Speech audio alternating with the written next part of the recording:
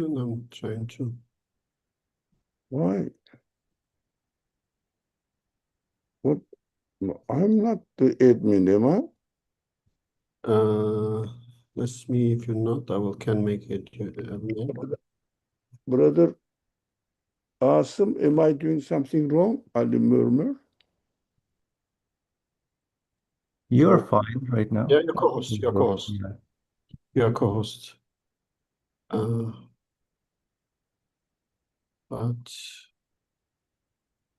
let me see this one. Yeah, that is me. Yeah. Why I get this message, admin message? I'm not the admin. Shall I remove myself from admin? No, you're fine. Basically, I disabled the admit Okay. messages so Thank everybody can see now. Yeah. Thank you. Thank you. Okay, we can start, inshallah. okay. Bismillahirrahmanirrahim. Assalamu alaikum, everyone. Alaykum assalam. Alhamdulillah Rabbil Alamin. Wassalatu wassalamu ala Sayyidina Muhammadin wa ala ali kulli wa sahbihi kulli ajma'in. Rabbi shrah li sadri wa yassir li amri wahlul 'uqdatan min lisani yafqahu qawli. Welcome to another Quranic session.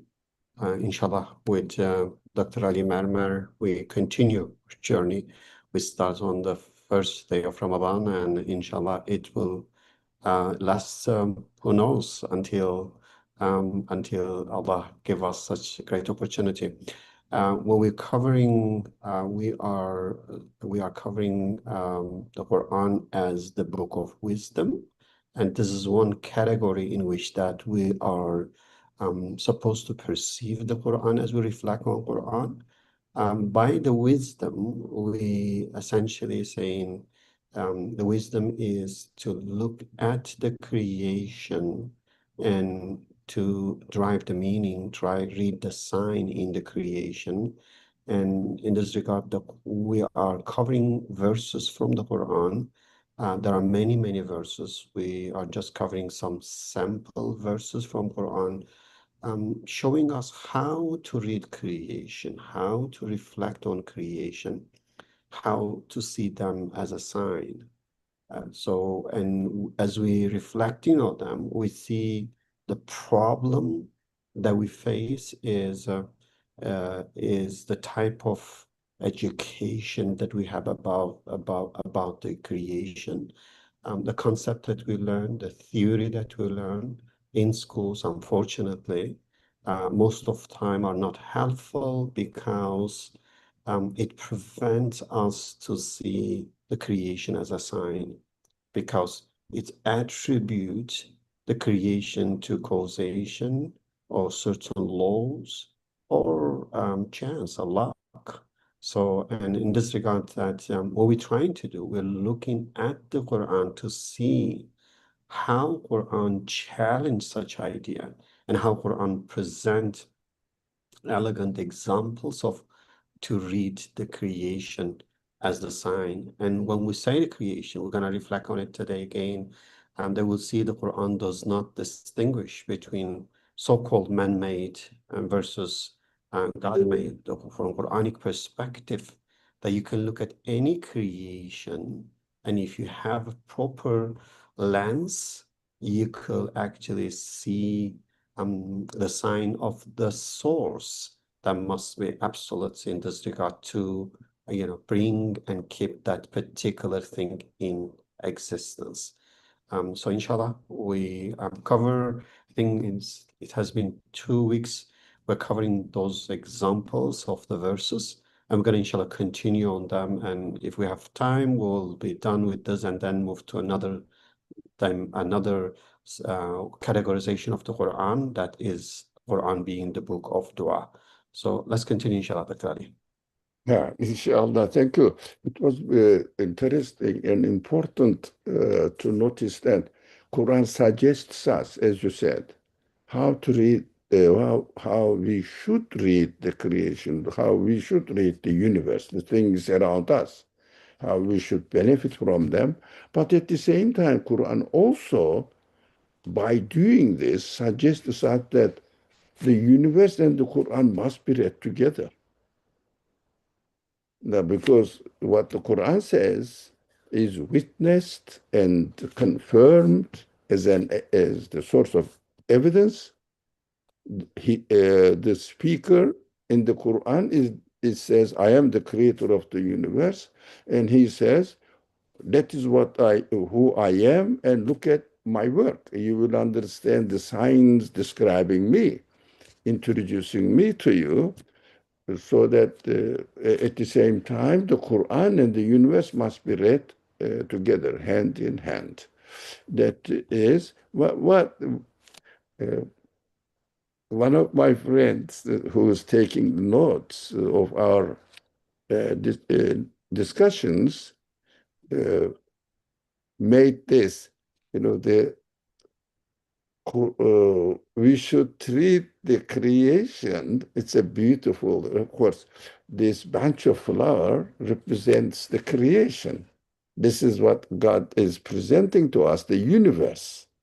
Now, if the universe is seen through the eye of a cow, it is something to be benefited from, eat, benefit for our worldly life, not for our spirit. But for a human being, the universe is something to be happy and see the message in it.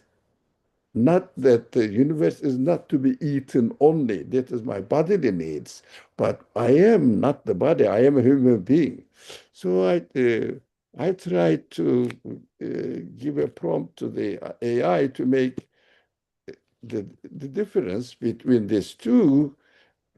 Animal wants to feed his body, but human beings are spiritual enjoyment of the feeling. We don't eat the universe. We enjoy as the source of message from our Creator, introducing Himself to our spirit, to our human feelings. So materialist people are here. Say that we have to benefit from the universe. We have to work. We have to make machines and not tools to enjoy our worldly life.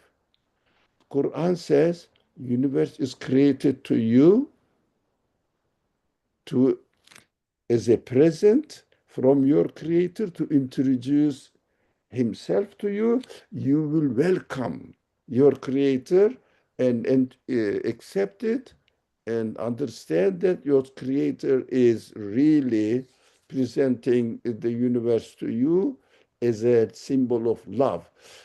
In the Islamic tradition, which it attracts my attention, they say, of course, there are two currents, if you like, in Islamic tradition. One side of Islamic Muslim scholars say universe is created out of mercy.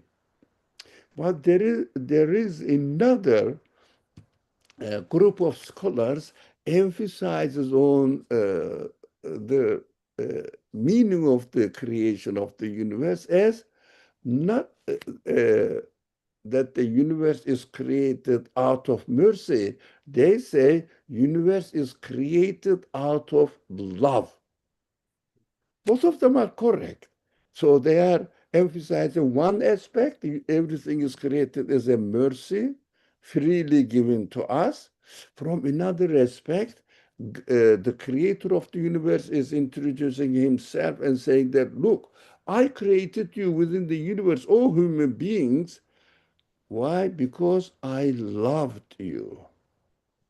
So can you imagine when we look at the universe, we see that it is a kind of bunch of flower presented to us by its creator, expressing to us that he loves me. Then we will go, why he loves me, but I am in trouble in this world and I'm going to die. We will understand in the following verses how it is explained and why we are given at the same time some means of education training to know the difference between me and my creator, and at the end, why death is given. So we will see that how the Quran explains. Dr. Ali, can you go to previous picture? I want to add one key observation. Recently, during the Eid, I visited a village. I don't want to mention the name of the places. It was amazing in a way that you could see all the greenness, and it just the start of the springtime.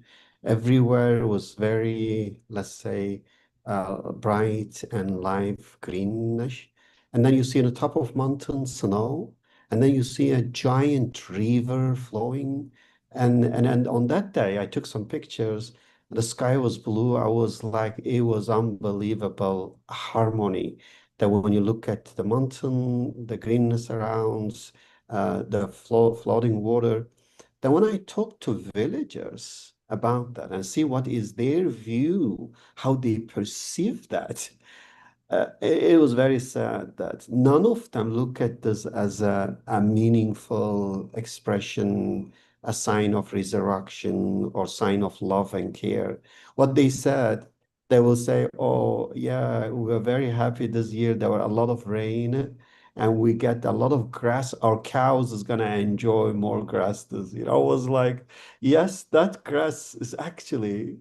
Not for cows only first, it's as a message for us as a human, but you need to have a proper perspective to look at this as a something for your soul and mind first and foremost. Then for the stomach of your animal, that's fine too.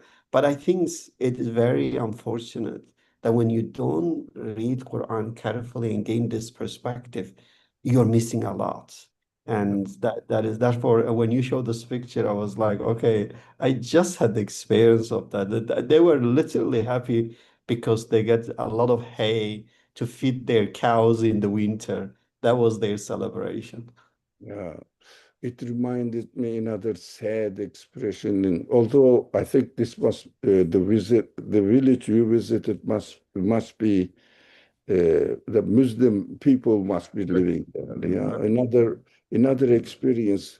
It was years ago when my children were young. I wanted to see the difference between uh,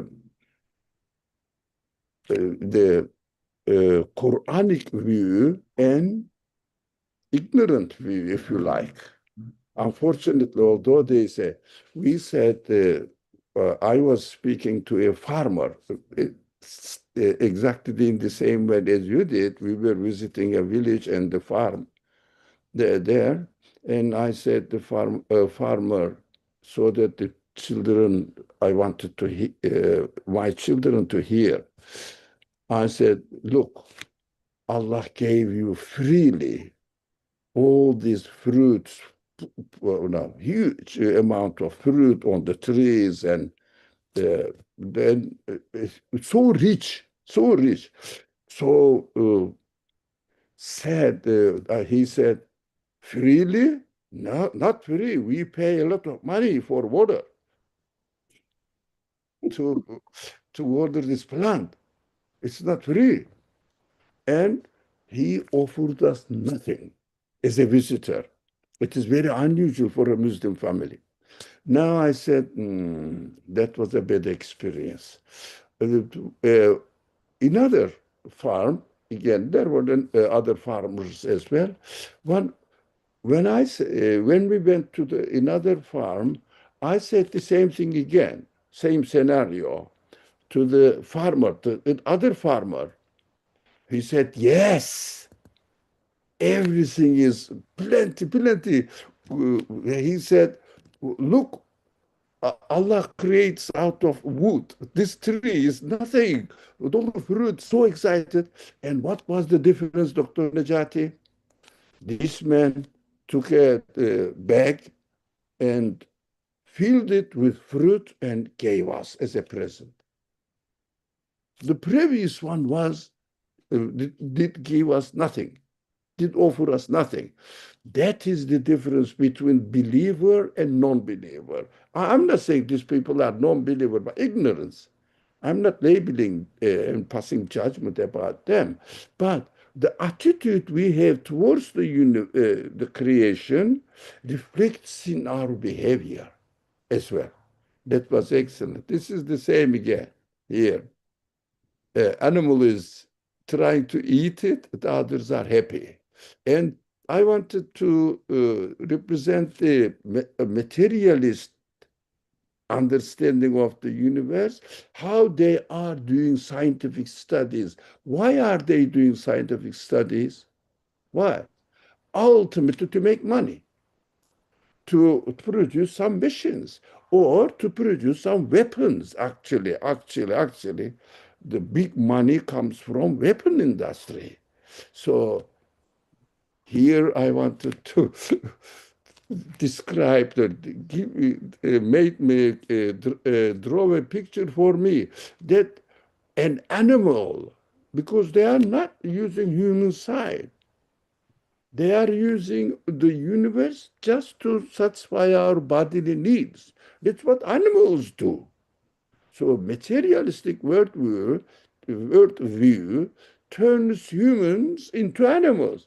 So I said, draw a picture that a cow is trying to swallow the earth. It wasn't a successful picture, but somehow represents that materialistic attitude. But man is so, human beings are so sad. This universe is a present for you, not to satisfy your body only. It is just 1%, even not 1%. If you look at the universe, so wise, so wide and wonderful, of course, only maybe a fraction of it, 1,000, is for our bodily needs. All of them are just to address our human needs, communicate with between me and my creator, so present all my endless human feelings to him that only he can satisfy it. Not, let's go to the verses now, inshallah. May I add one point to that? I think when you say, the materialist like animal, is we don't, I assume you don't really want to insult them. And actually, sometimes I get when we make presentation analogy like this, that some people come and say, why you see animals something as a bad? Animal is also a creation of God. Yeah. So what you're referring here is that animal as a description of reality, animal essentially looking at the world and the universe as something to fulfill their bodily need. So they don't really look at in terms of spiritual or the need of mind or heart. They don't look at that side. So in a way, you're saying if materialist acts and treats the worldly things as a something to just fulfill the desires and need of body. So essentially, they're acting like animals. That's the description of what they do, is not insult or anything. This is just the fact. That's how they act. So, but in reality, we have a mind, we have a heart, we have emotion, and the universe does offer tremendous gifts for those faculties as well. So that's what I think is your point. So I just want to bring Of this. course, we don't mean insulting a person, nothing to do with it, as you said. Oh, the attitude is not different from an animal. Animal is nice, yeah, but animal doesn't think of future, doesn't think of eternal happiness. An animal enjoys momentary life. That is what, if you don't believe in uh, all the philosophers, what do they do? Materialist philosophers. What do? They say the existence is meaningless ultimately. Accidental happening doesn't have a meaning. But we should try to make meaningful of it. How can you make a meaningless existence and live it with meaning, with a meaning? You cannot make it. It's already meaningless in their eyes because of their attitude reduces the universe as nothing but meaningless, just to satisfy my body, but at that my body is going to die. Ultimate result is nothing, zero. Die and disappear from existence and join into the earth and become a piece of compost. That's what they say. They say we are going to become a piece of the earth, compost, nutrition for plants. That's exactly what they say. You know, I can give you the name if you don't believe in me. They said we are continuing our existence as a compost in the earth. Okay, Bismillah. Bismillah ar-Rahman ar-Rahim. Let's read now what this verse says. Bismillah ar-Rahman ar-Rahim. وَآيَةٌ لَهُمُ الْأَرْضُ الْبَيْتَةِ أحييناها فأخرجنا منها حبا فمنه يأكلون وجعلنا فيها جنات من نخيل وأعناب وفجرنا فيها من العيون ليأكلوا من ثمره وما عملته أيديهم أفلا يشكرون. Look at this balagha of the Quran, rhetoric, beauty of the Quran. Let me read it. Inshallah, we all should learn the Quranic language, inshallah.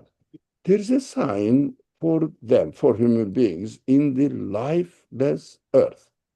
Look, earth itself is lifeless, cannot produce life. We give it life.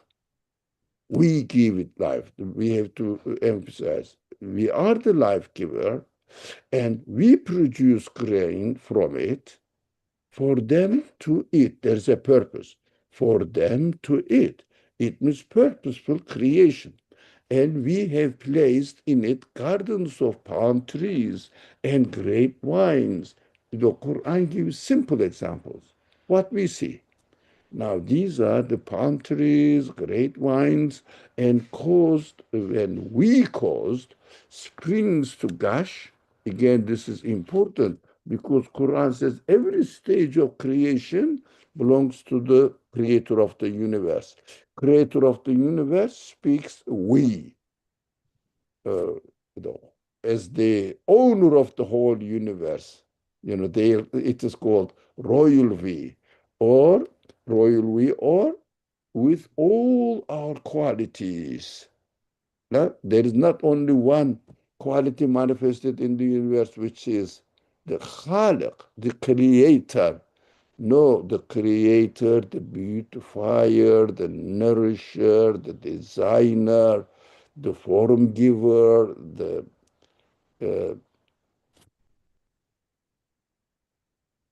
measurer, purposefully, wisely creating, the message givers, with many, many qualities we see, the beautifier, gives a beautiful smell, taste giver, ladith, the taste giver, all the qualities we see in the creation caused by the manifestations of the names of their creator. We caused springs to gush forth in it, so that they could eat its fruit. Purposeful. That's what Quran says. Purposeful creation. Not accidentally it happened to be fruit there, and accidentally I evolved myself, my cells evolved to match the universe so that I could survive, and my body is doing this. Can you imagine? My cells are doing, I have to survive. Matter is saying I have to survive. As if they are conscious beings. So that is a purposeful creation, needs a conscious creator who aims at something and creates accordingly. so that it will be a beneficial act of creation. It wasn't their own hands that they made all these things. Now, what does it mean? Quran says two arguments in the Quran. We made it with our own hands. It means directly we created it. And this ayah says they didn't make it. What do they do? What do they do? What do we do? Once again, we were visiting, our holiday. They call it holidays. Every day is holy, but when there is no schooling, I used to take the children, and we used to take the children to marriage. What? Because the way we are strangers in the village, again, another village, and a person was sowing corns, throwing. There was a sack of corns, and taking one hand and throwing with his hand on the tilled, ready land. I said to the man, but we are not villagers, we are city dwellers. So in their eyes, I pretended to be not understanding anything. I said, why do you throw these corns? If you don't need it, give it to me. We can eat with our family. We love corns. He said, you don't know. I'm not throwing it. I am sowing it. What? Are you sowing? Why? What will happen? They will grow into a corn plant. Explain to us. Oh, you are not doing it. Somebody else doing it. Who did it? Who is doing it? He said, Allah. So village. He said, Allah. Alhamdulillah. We were very happy. So what we do, we don't grow. We throw the already existing corns into the soil. That's it, what we do. And water is created. Sun is created. What else we need? Air is created. Your hand is throwing, your hand is created. Everything is created. What we are doing, just asking the creator, create it for me. This is the way to ask the creator to create what I want. And the order of the universe, which is perfectly created within an order teaches us how to communicate with the creator. Otherwise, if the creator was in a chaotic way, I wouldn't know what it means. So it is perfectly arranged. The universe is there, my need is there, my capacity is there. The way the universe is created works just hand in hand.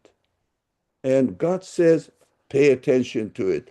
You are not creating anything. Even, inshallah, we will going to study this as well. Look, this one, it is further on. Now, what this man is doing, he is a scientist. What is he doing here? Trying to see how the order of the universe is arranged so that I can make a machine. Look, there is no difference between a farmer and a scientist. Farmer is asking God to create by obeying the order. And scientist is trying to find the order so that he will obey the order and the result will be created for him. Scientist is not creating, the farmer is not creating the result. We have to know. This is here, the machine, the symbolic machine, is created by God. Scientist is asking just how I should apply my need to the order of the universe. But he is not creating it. He is asking, the result is created next moment. Do you see that? The farmer is obvious, but when it comes to scientists, we think that they are making the machines. Why don't we think that farmers are making the corn plants? It is obvious, isn't it? But when it comes to scientists, we don't notice this difference because we don't pay attention that everything we do is just knocking at the door of the Creator, as if presenting a petition and saying that I have to put two things together so the result will be created. Scientist is not creating the result, asking God to create it. That is what it becomes very essential, not to fall into materialist interpretation of existence. We call it continuous creation. If we don't take notice of the continuous creation, we always think that this machine is the produce of the scientist man. No, that you think of the exactly the same thing. What is he doing here? No, in order to make this machine, he is looking for the order. Like the farmer, the best way of growing the corn plant, he learned it.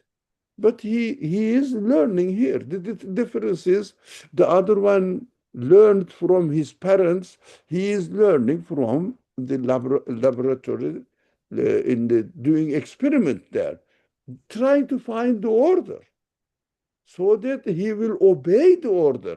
Scientists have to obey the order. That's what we have to understand. They have to obey the order. Inshallah, we will go to this.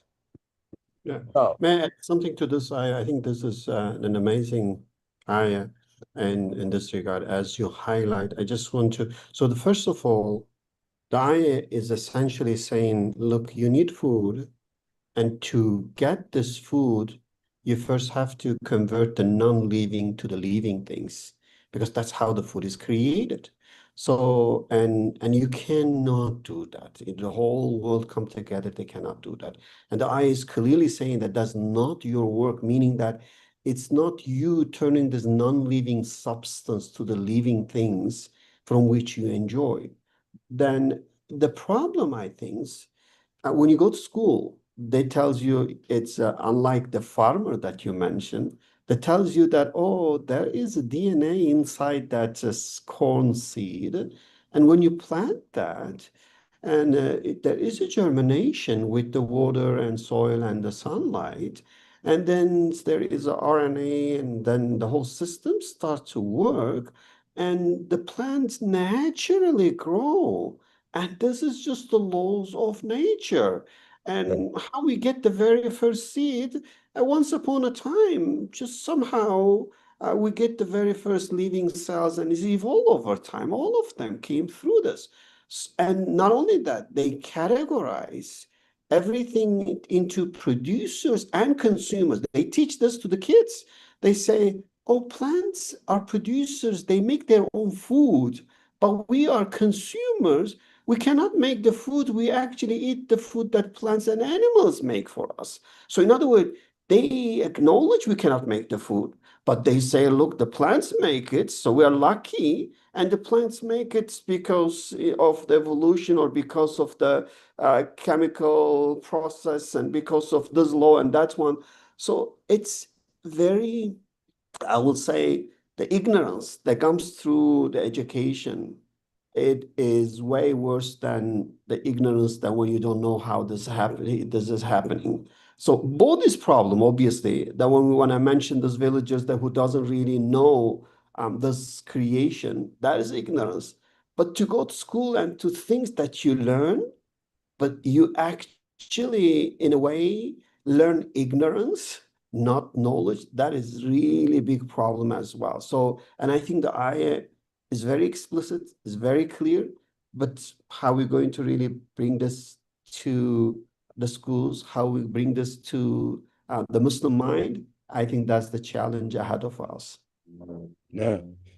I noticed the language they use, interpreters of the scientific discoveries they use. It might have happened in the past in a way that, as you put it, really like a storytelling legend. Once upon a time.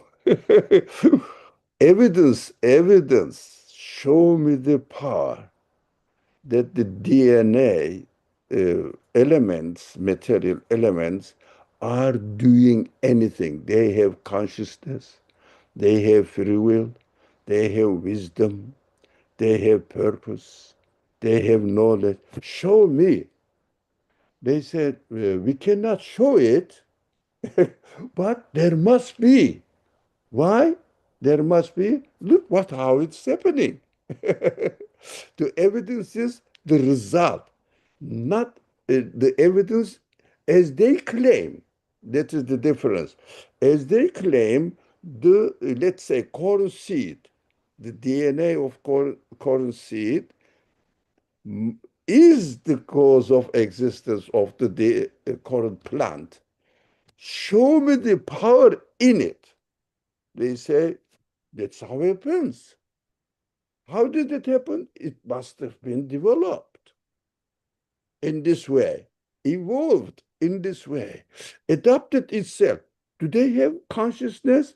No, but we cannot show it because it is a completely different category of existence. They cannot show it.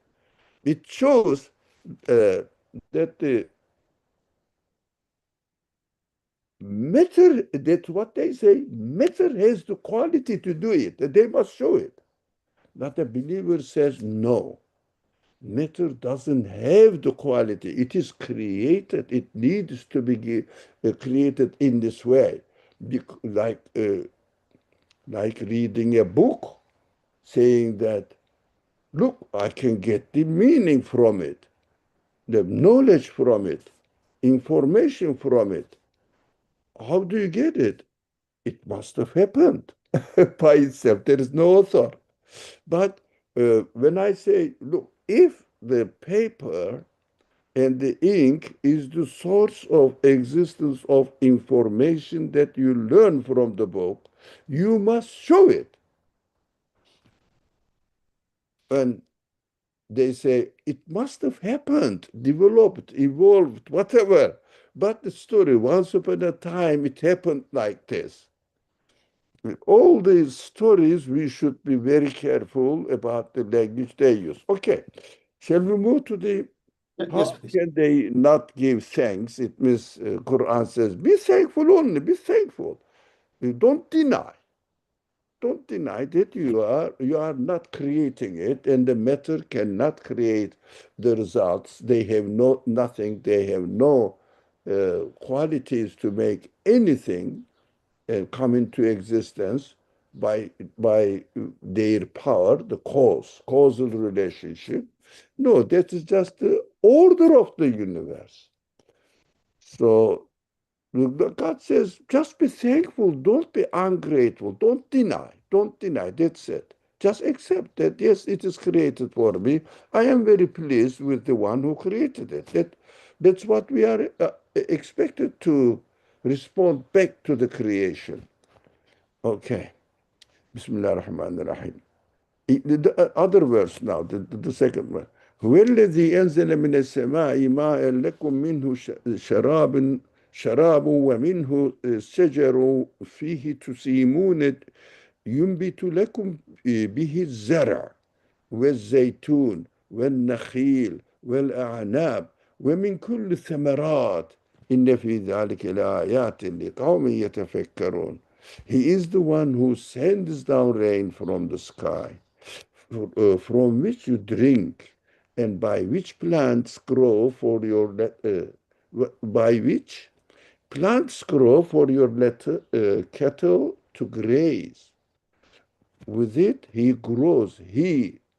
Uh, with it, he grows for you grain, olives, palms, vines, and all kinds of other crops. These are named because they are purposefully designed, purposefully created to fulfill the needs of human feelings, animals also created for human beings, so that through which we will understand who my owner is, how merciful he is, how loving creator he is. That's what we have to know. Now, the way of creation needs to be taken seriously, as the Quranic verses are drawing our attention to. There truly is a sign in this for those who reflect.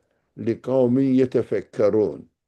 As you were, Dr. Najati, mentioning the importance of قَوْمٍ يَتَفَكَّرُونَ, the people who think together, not only personal. It means contribute to each other. There, you were making this point, and I really loved it. Would you like to share? Yeah. So yeah, I think it is the eye is really interesting. It's because here most of the time what things you go to school you say there is a water cycle and this is how the rain happen. Here it says no, God did it not say God create water cycle. It said God actually calls the rain every time. Now, but he calls in a particular way. You call water cycle, that's your naming of his order. But that is no automated water cycle that bring you rain. It's him doing that. Because when he says, "هو الذي أنزل," so it's emphasizing he is the one that bring the rain for you. Then it referred to this, it doesn't say the rain go and the rain calls the thing to grow. It says with the rain, he is the one that growing the plant, growing the grain, growing the olive for you. So yes, there is a rain, but he is using the rain. The rain is not causing them to grow. And then when it says that at the end, there is inna fi dhalika, for sure. So that's inna is emphasizing for sure. Within those we mentioned, there are a sign for قوم يتفكرون. What I was thinking that قوم means that collectively, as you study those creation, and you learn about different things, you come together. I am, let's say I'm specializing in a water cycle and I learn about that. You specialize in plant, the other person specialize in soil. Then we come together as we share our knowledge and understanding with each other. Now we can see the full picture, better picture. We can see what, what the others can see as well. That is this collective reflection is going to help us to see the bigger picture rather than to just see what is visible to us. So therefore, I kind of see the qawm here is essentially encouraging us to think collectively, to come together, to exchange the idea with each other, because we have limited understanding and because the creation isn't amazing, is beyond the understanding of any single mind. So let's benefit from the other mind as well through their lens. Let's look at it, and now you can see more and more sign. And that's why when you read the works of, let's say, different experts about creation, you can gain a new insight, a new perspective. That's what I feel the emphasis on al-qawm here is essential. As you said, the rain is created in an orderly manner so that the plants will be created in an orderly manner, the relationship between the rain and the plant, and this orderly creation results in fruit, or as you said here, grains, olives, palms, vines, all kinds of other crops. So the creation is taking in such a way that God is not using something. God is putting in order the creation process within a perfect order, So within a perfect order, rain comes first, and the next moment is created the fruit.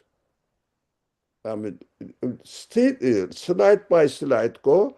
Every slide of existence is created deliberately, but the slides or frames of existence in time is arranged in an orderly way.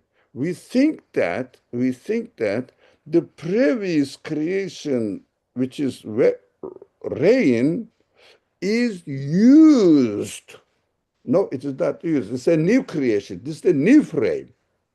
That's what we have to understand. We are doing it. The Quran says, each stage we do it. We do it.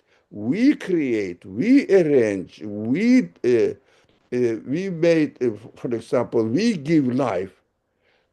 All the stages in the Quran is separately uh, distinguished, that each stage is created by God. And each stage is a new creation. So that the God doesn't use materials that created previously. Each stage is a new creation. That's what the Quran teaches us. Okay, Yeah, inshallah. I think this point is really important because at most of the time when we do the program with educators, we say, "Do you see problem with evolution?" They say, "Yeah, it is. There's ayah in Quran and contradict with that." We say, "Do you see problem with the water cycle?" They don't, none of them see any problem with the water cycle. A water cycle in a way that automated system that brings rain under certain circumstances, with no connection to the will and power of Allah, because the system is set in a way, you have the sun, you have the ocean, you have the air, they come together, work together, then now you get the water cycle. And that's how the rain comes to be. But the Quran never speaks of that. If Allah creates such cycle as a system, why He wouldn't mention that? He will say that He create a system with which He brings the water. It does not say. I think that is really to look at every frame as a new creation. It is very essential, but it's not easy. It's not easy because the whole educational system, even in so-called in Islamic schools, it's based on, I will say, deistic understanding, automated system, as if God is the first cause. He said all this automated system, and now he's just watching out there. That's all. And this perfect system, because God established this perfect system, is just automatically running, and God doesn't need to really involve in that, because when we make automation as a human, it works better. Why God has to be busy with the continuous creation? So that is really, it's very, obviously when you read this, all discussions, and it's very similar to what Mu'tazila scholars used to say compared to the Ash'ari, but it's really, you can see in the modern times the similar argument. Yeah. So each stage is a new creation. That's what we have to bear in mind. And the Quran's emphasis on each stage, we do it, we do it, we do it. As he describes the ayah. Now, I was looking for this ayah, but it is not here. Where was it? Where was it? The stages of, I think it is important to, uh, I was doing this. Where was it? It was here, I think. Just a minute.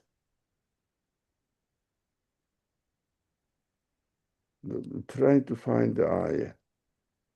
What was the subject of the ayah? Maybe Allah will make us to remember.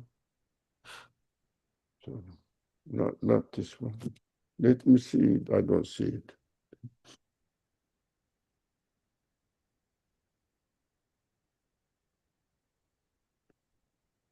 No, this one. Let me see. 23, 12, 16.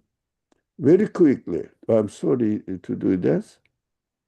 I should have brought it 23, 26.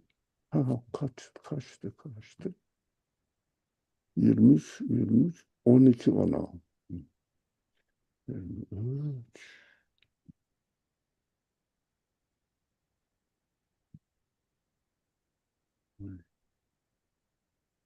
Look, it's important to notice this actually. Now, it says, وَلَقَدْ خَلَقْنَا الْإِنسَانَ مِنْ سُلَالَةٍ مِنْ طِينٍ. Look, خَلَقْنَا, we created human beings from the essence of clay. We created. Now, continues. ثُمَّ جَعَلْنَا نُطْفَةً فِي قَرَارٍ مَكِينٍ. Again, the second stage of creation, we made it. And we made it here. We placed him in a drop of fluid in the space. We did it. Second stage is, Quran says, we did it. The third stage, ثُمَّ خَلَقْنَا. Again, and we created out of drop of sperm. Each stage, Quran specifically mentions, each stage is we are doing it. The previous stage is another creation. This is done. It is finished in the past. God doesn't bring something from the past and use it in the next stage. No, every moment is the new, genuine, new creation. خلقنا النطفة علقة فخلقنا. Again, we created the alaqa. فخلقنا. Again, we created the mud'ah. It means all the names are not important. وكسبنا. We, how do you say, covered it. How is it called? Closed it, yes. We closed it. Again, we closed it. We. Here, look, we.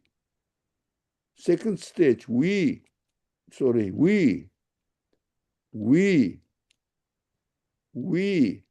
And then we. That is God, the best of creator.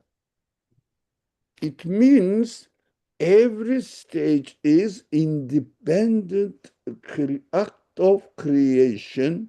God doesn't bring anything from the past. So that is why the Quranic teaching is so important, that without, these are all, we are doing it, but all of them are in the sequence of a perfect order. God doesn't use the previous creation as we do it. What we do, we prepare this, for example, bricks here, and put the window, put the door here, and then use these previously prepared things, materials, and build the house with it. That is human act, because human beings cannot create. We use already existing material. But in the creation of the essence of the creation of the universe, every stage is a new act of creation. I call it, God doesn't use materials which are created previously. God is the one who creates every moment with his absolute qualities. That is how we conclude from the creation, observing the creation. We said, this universe must have been created by an absolute being. Every moment is a new creation. Now let's come back here. This subject is extremely important to me. All right. Let's go to this verse again. Bismillah ar-Rahman ar-Rahim. أَوَلَمْ يَتَفَكَّرُوا فِي أَنفُسِهِمْ مَا خَلَقَ اللَّهُ السَّمَاوَاتِ وَالْأَرْضِ وَمَا بَيْنَهُمَا إِلَّا بِالْحَقِّ وَأَجَلٍ مُسَمَّى. That's very important. وَإِنَّ كَثِيرًا مِنَ النَّاسِ بِلِقَاءِ رَبِّهِمْ لَكَافِرُونَ. Now, I think we don't have much time. I have to hurry, so that next week, inshallah, we will start prayer, what it means really. It's not the prayer that generally known among wisdom population. No, we will have a different understanding of prayer, which is missing in the general culture of the Muslim population. So, Bismillah, have they not reflected on their own selves? Look at that. When we say on their own selves, the Quran doesn't mean the body. Body is included in the creation of the universe, like the other trees and animals, plants. But own selves means here, fi anfusihim, it means their inner world. It means their human feelings. Now it is another aspect now. I am created with my body. It's not, I am not body. Body is my, if you like, vehicle. I am using my body. I'm using my hand. I am using my mind. I am using my eye to see, ear to hear. I am the one who is seeing, not the eye doesn't see. I am the one who is seeing like a telescope. Eye is my telescope. Telescope doesn't see. Human beings who look through the telescope see it. So now reflect on it now. Your human feelings. God didn't create the heavens and earth and everything between them without truth. There is a reality. Absolute truth is manifesting himself, saying that only the absolute being can do it. And also, that is important, appointed time. Ecelin müsemma. Everything is created to fulfill a purpose, to fulfill a mission, and go. Live, and a new thing is created. So that the human mind will understand the creator must be an absolute being.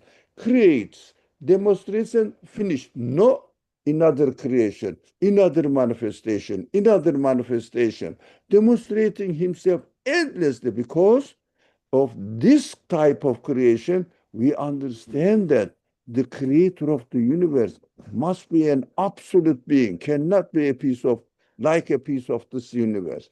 Yet many people deny that they will meet their Lord. Now, why are we created and then we die? We are created as dead beings. Now, we have to understand that that is just an appointed time. We are created so that we will understand we are transient beings. And somebody had brought us into this world, and the same one is taking us out of this world. And we have to think, why is it so? Why am I transient in my existence? Inshallah, the time is up. Let's finish these words.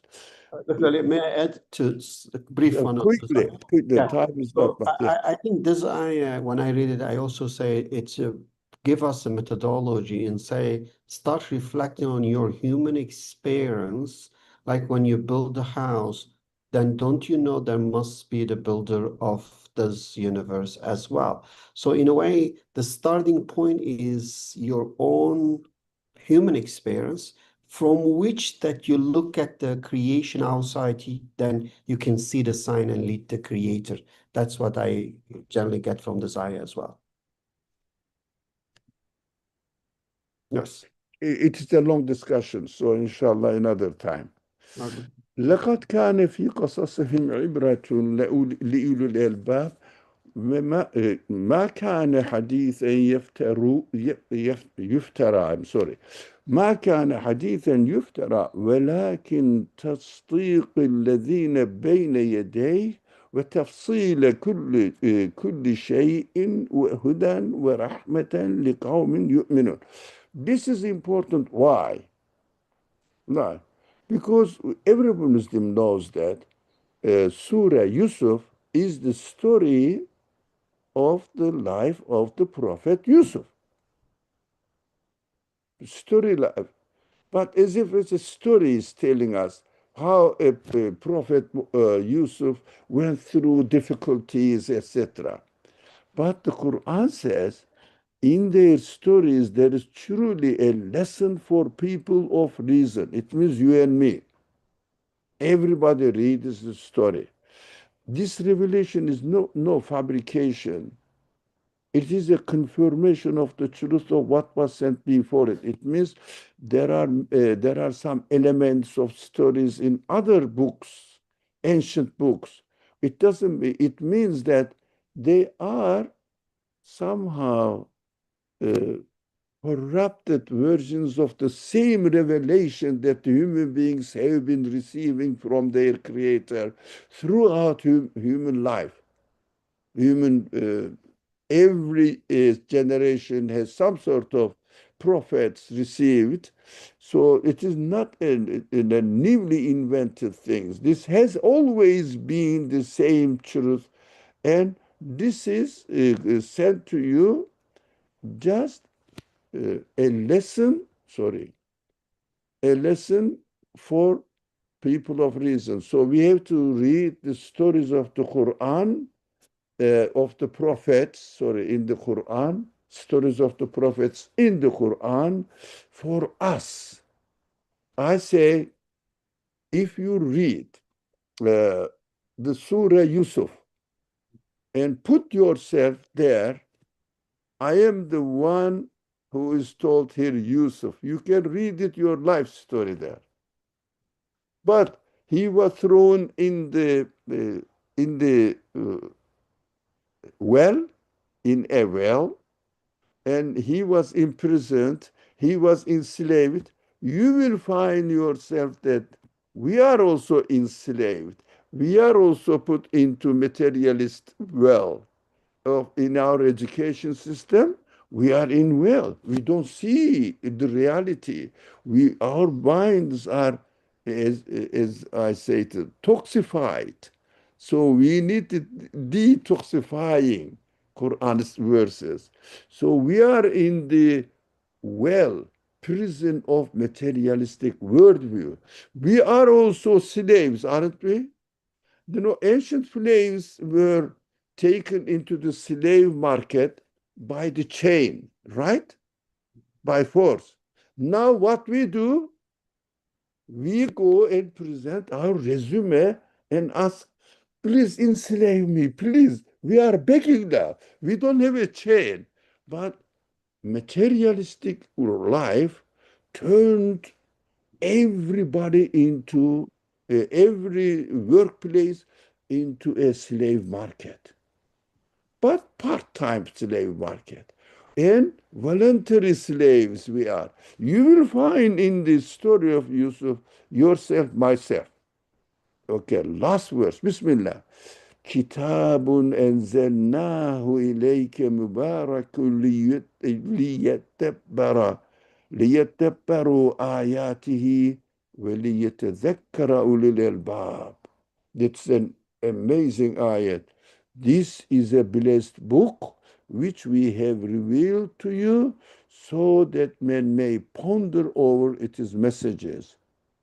It is not only reading the Quran for barakah. No, ponder over, think about, reflect on its messages, and that those who are endowed with insight, it means really you want to know the reality of your existence, may take them to heart. It means ulul albab, taking to heart means really trying to find the solution, trying to find the medicine for the needs and your spirit, which is wounded by the materialistic toxins, intoxicants. So that the Quran says, I am the detoxifying source for you to clean your mind, to clean your heart, your explanation, your feelings, so that you will be satisfied, happy with your existence, and you will find the meaningness in your life. You have an caring, loving, merciful Creator, and giving you the opportunity to educate yourself. It's a very interesting messages that we got from the Quran. Inshallah, I should stop here, Dr. Najati. You should conclude today's lesson. Okay. Inshallah. Thank you very much. I think the last ayah, mashallah, it clearly point to how we should perceive the Quran, and the previous ayah that we reflect from the Quran clearly point to how we should read the Book of Universe. So in this regard, I think that if we take the Quran as a true guide and then read the Book of Universe with the light of Quran, and see the sign in creation as described in Quran.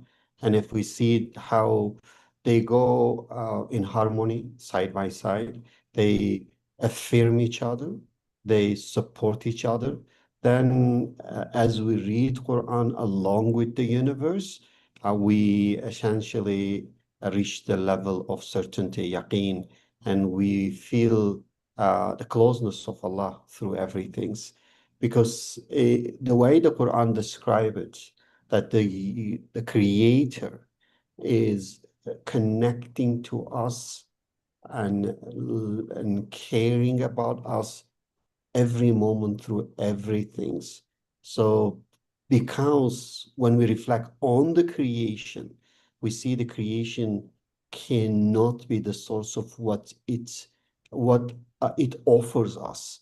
The quality that we see in the creation are not of that creation, are continuously being created, are the sign of the care, are the sign of the love, are the sign of wisdom, and a clear message to us that we are not left alone. And the Quran elegantly put in another verse, it says, "Huwa ma'akum aynama kuntum."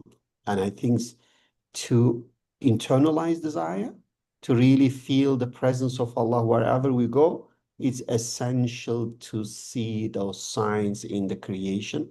And alhamdulillah, I think we just reflected on several of those ayah. The Quran are full of such ayahs.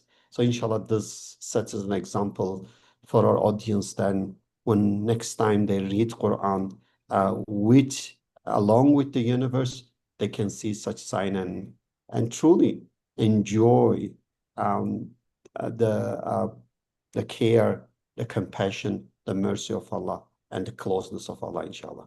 Okay. Inshallah. Thank you Inshallah. very much. Thank Let's you. with dua, inshallah.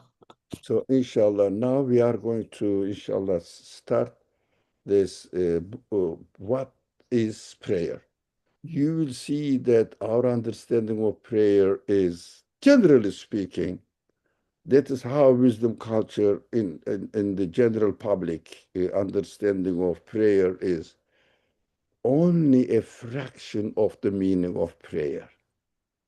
Just a prayer. When we say prayer, either salah, what we mean, or supplication, but it is just only a fraction of the prayer, what the Quran teaches us, what prayer is. Ubudiyya is, dua is. It's a completely different understanding of prayer, inshallah, starting from next week. Bismillah ar-Rahman ar-Rahim. Subhanaka la ilma lana illa ma 'allamtana innaka antal alimul hakim.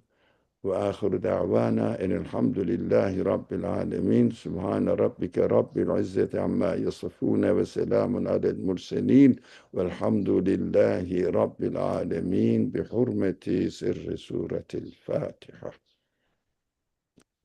Thank you very much, and thanks everyone. See you next week, inshallah. Assalamu alaikum. وعليكم السلام ورحمة الله وبركاته.